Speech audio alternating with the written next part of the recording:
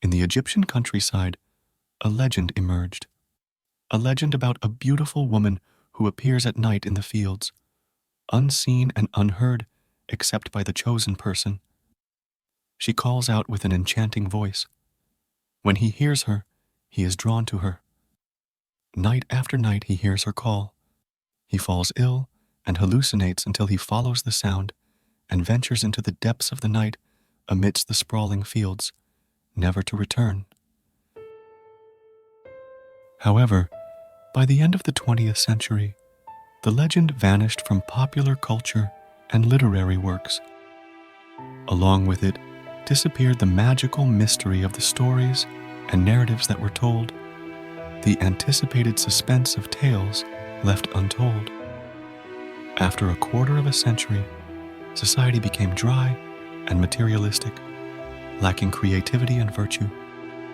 It seems that the crier has completed its task and entrenched itself in the desires of everyone.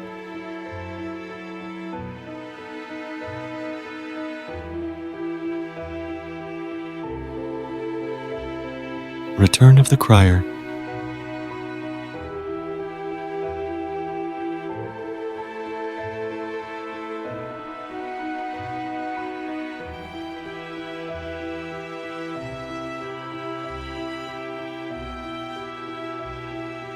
In an opulent office located in the business district of the capital, Hatem sits engrossed in his work until his concentration is interrupted by the sound of his phone. Annoyed, he picks up the phone and glances at the screen, seeing his mother's number. Audibly, he tells himself, "I'll finish my work first, and then call you." He switches the phone to silent mode, sets it aside, and resumes what he was doing. An hour or more passes, and having completed part of his work, he decides to return his mother's call, only to be surprised that his brother, Samir, has also called him multiple times. He dials his brother's number and puts the phone to his ear.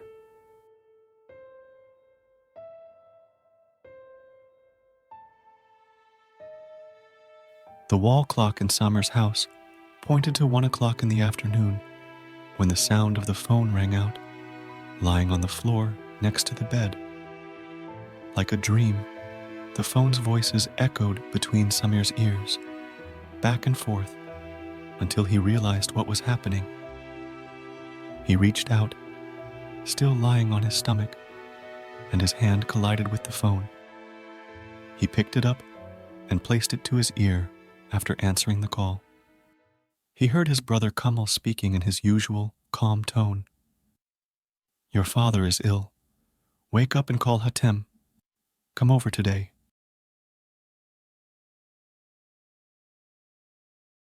In the evening, when Hatem arrived and turned off the engine of his car in front of Kamal's house, Samir, their younger brother, was waiting by the door. He came down and approached him, saying angrily, "It seems you're still addicted to drinking." Samir smiled and replied cunningly, "Each of us is addicted to something." Hatem, the successful businessman, shook his head in disappointment, saying, "You're foolish, spending money on your desires. As for me, I invest it." Both of them entered their brother's house, which resembled a palace. Kamal, their older brother, was a man of influence and held a high government position. When the servant seated them in the reception room, Samir sarcastically remarked, "It seems that power is more profitable than trade." He glanced at Hatem. "Your brother aspires to a ministerial position, which requires social connections. You wouldn't understand anything about that," Hatem replied, with a tone that conveyed disdain for his brother's simplistic ideas, as he often believed. Kamal entered quietly, extended his hand to both of his brothers, who stood to greet him. They all sat down, and Kamal said, "Your mother called today and informed me that your father is ill, but she doesn't know what has afflicted him." I don't understand why we're meeting here and why you didn't ask us to meet at his place, Samir said, surprised. Kamal replied, because I contacted the doctor and he told me that his illness might be mental. Hatem widened his eyes in shock, and Kamal continued, I wanted us to meet, to discuss how to deal with his condition so that it doesn't affect us. Hatem asked, what's wrong with him?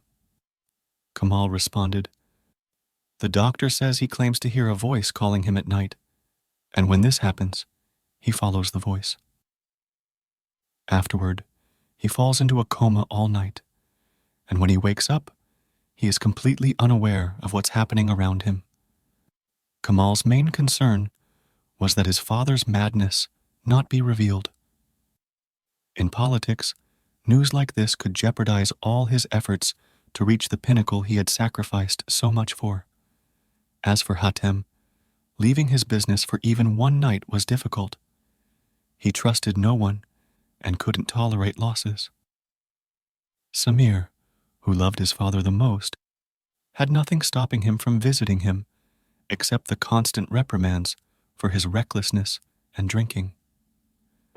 However, they agreed to go tomorrow to the village where their father resides.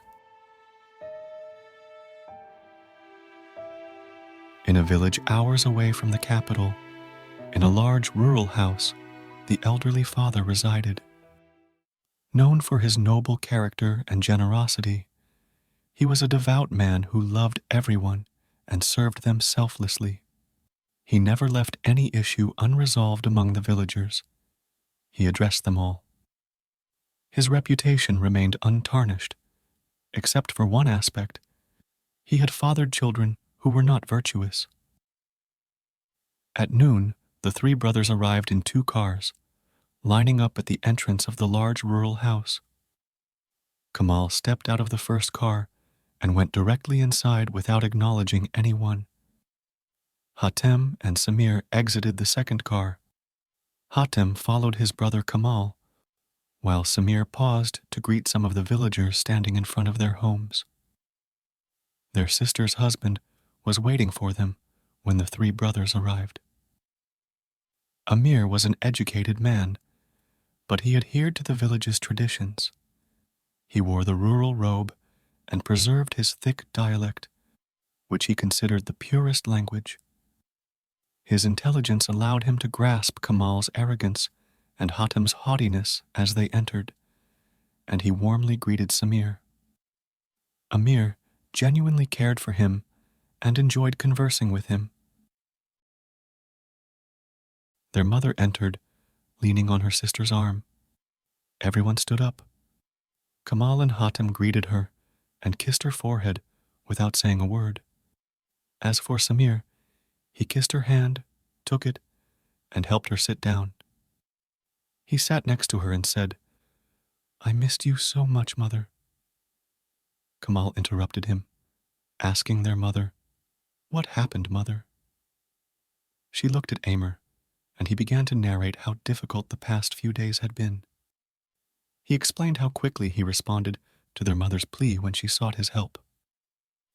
Amr began describing what was happening with their father, saying, Lately, your father has developed a habit of sitting by the open window for long periods.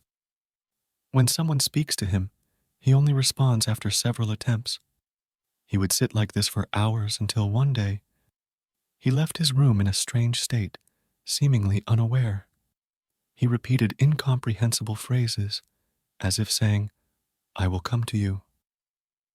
On that day, your mother contacted me, and I hurried over to find him in this condition. I convinced him not to go outside, brought him back to his room, and closed the window.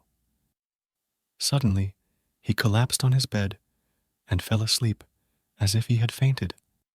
Since then, his condition worsens every night.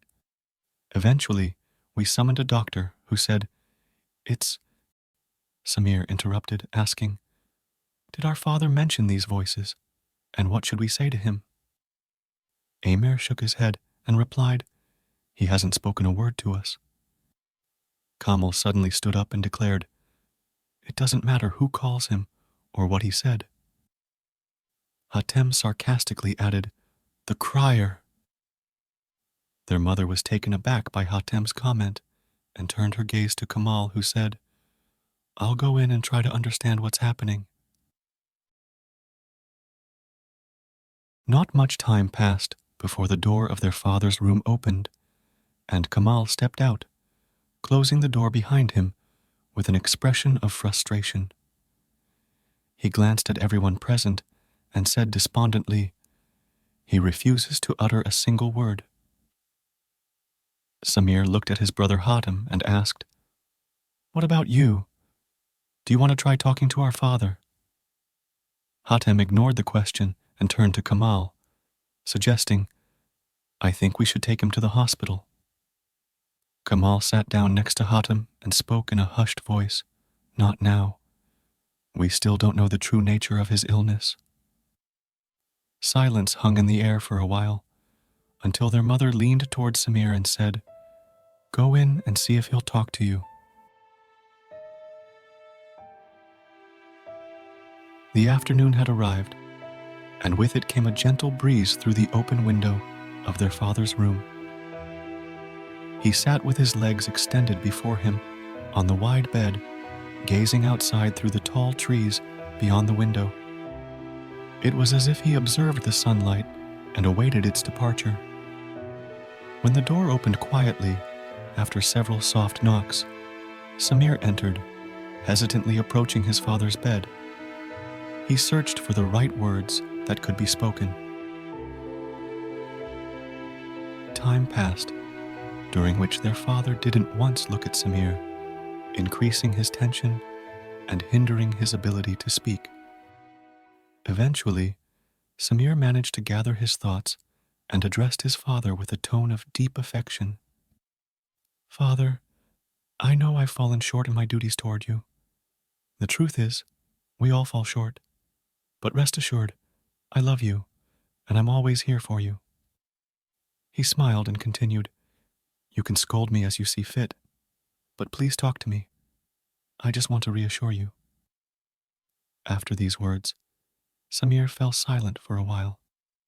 Then he stood up, moved quietly, and as he reached the door, he heard his father murmuring words he couldn't quite understand. Rushing back, Samir asked urgently, "Father, what are you saying?" Without looking at him, the father replied, "I want you to help me." Samir quickly responded, "How? Just tell me how I can assist, and I won't delay." The father said, "Help me leave the house when I hear the call." Stepping back a pace, Samir paused briefly before saying, "That's what I promised, to never refuse your requests. But I have a question. Why me? Do you love me more than your other children?" With utmost calmness, the father looked at Samir and said, "I love all of you equally, but what sets you apart is that you love me."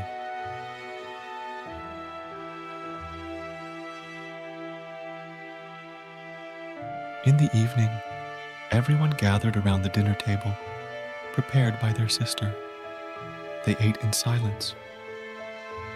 Kamal and Hatem exchanged questioning glances before Amr broke the silence and asked Samir in his rural accent and loud voice, "Don't you find it strange that your father doesn't speak to any of you, even you?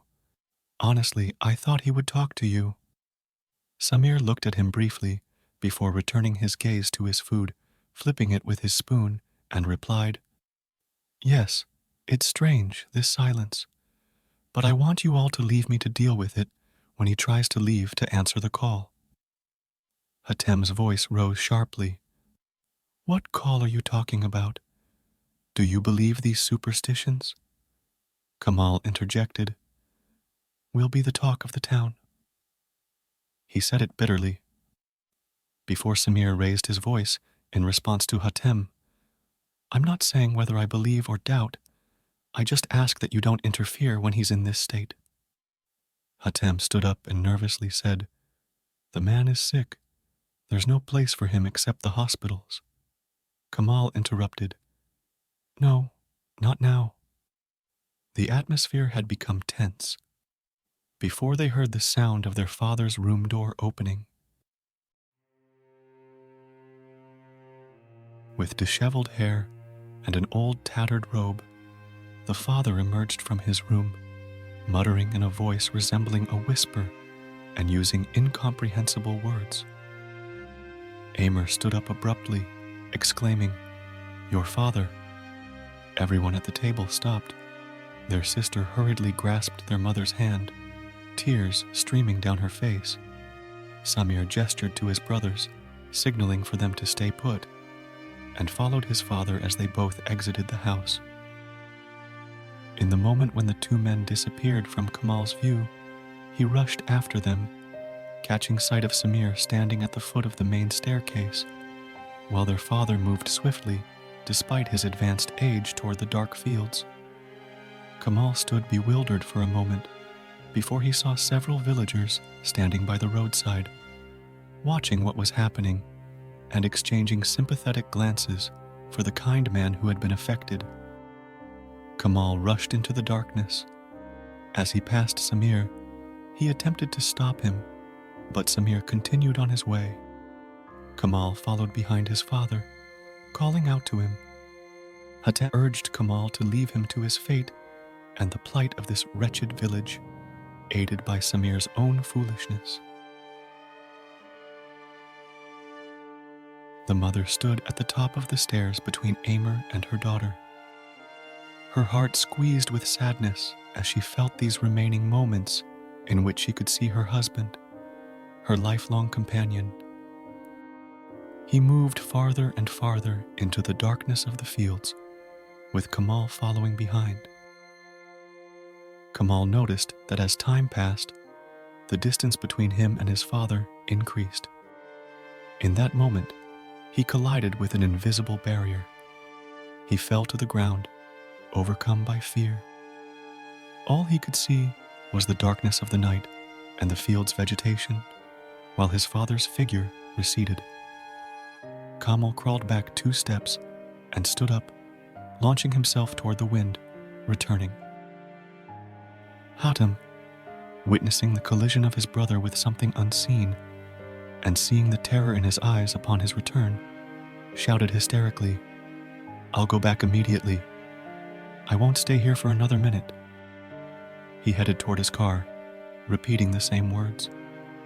He didn't even hear Samir's voice, as Samir tried to calm him down and ask him to stay. Samir followed his brother Hatem with his gaze as he sped away in his car, moving away from the house and heading toward the road. When Hatem disappeared from sight, Samir glanced at his other brother, Kamal, who was sitting on the ground, panting heavily.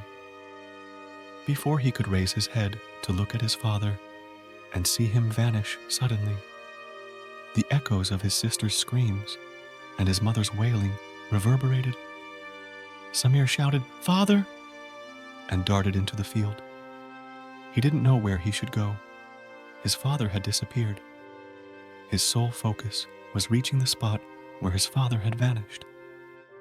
As he approached, a shiver ran through his entire body. He stood in its wake, compelled to close his eyes.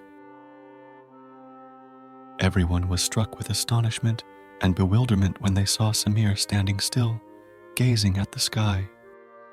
But deep in the dark field, Samir opened his eyes to find himself in an extended void. It was pure white, boundless in every direction. He looked around and saw nothing but pristine light. The lament ceased, and pain vanished. He felt as though he had never experienced sorrow in his life before. In a calm voice that didn't feel like his own, he asked, "Where am I?" A mesmerizing reply echoed from the depths. "You don't belong here. You will return, but you must preserve the honorable memory of your father." Samir turned, trying to identify the source of the voice, and asked, "Is my father here?" The response came, "Yes, rest assured." He didn't belong to your wretched world. His destiny was to leave no trace behind. No mourning, no funeral, no name inscribed on a tombstone. As long as you follow your desires and worship your demons, there's no place for the righteous among you. Samir persisted. Then why did you allow me entry if I don't belong here? The answer hesitated within him. Because you love the virtuous, even though you are not one of them. Before he could respond, the light vanished abruptly, leaving him standing motionless, gazing at the sky from the same spot. At that moment, the mother said to her daughter, "Take me to my room and wait for your brother. Don't wait for your father." On the highway, Hatem sped toward the capital, muttering expressions of anger between moments. Suddenly, the car's engine stalled, and it decelerated to a crawl. Darkness enveloped everything, and all lights went out. Barely managing to stop the car by the roadside, Hatem gazed into the abyss of night, a profound sorrow gripping him like never before. He remained seated until the first rays of dawn began to emerge. In the heart of the field, Samir felt the gentle breeze of dawn on his face. He retraced his steps quietly, exiting the field to find Kamal sitting just as he had left him. Standing beside Kamal without looking directly at him, Samir said, "Your father was not insane." Then he headed home, ascended the stairs, and closed the door to his father's room. In the morning, the mother stepped out of her room and asked her daughter to wake up Amr. She wouldn't let her husband depart this world without a trace. She had decided to build a grave marker on the outskirts of the field where he had departed. We must immortalize the memory of the noble and generous man. There should be a place we visit when we miss him, a place that stands tall, enduring, and passed down to his descendants. The mother spoke without waiting for a response. A month later, Kamal sat in his house when he heard the phone ringing. He picked it up swiftly and answered the number with trepidation. The assistant to the minister's voice came through. "Mr. Kamal, we sincerely apologize. You won't be able to continue with us in the ministry's future plans. Please understand our desire to protect our reputation." Kamal closed his phone, placed it calmly on the table, and sat next to it, gazing at it expectantly. Hatem sat in his office, distracted by the accumulating files before him. He cared little about overseeing his work or reviewing his employees' tasks. The sound of the phone irritated him profoundly. His passion lay in his business, and he neglected his health.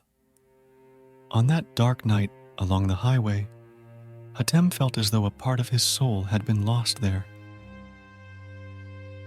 In the large family house in the village, Amr burst in, raising his voice to address his wife and mother. "What happened today amazed me. What befell our departed uncle? The earth split open and swallowed the grave marker. There's no trace left." Samir, who sat in his father's room, gazed silently through the open window, hearing what Amr said, and a serene smile of contentment graced his face.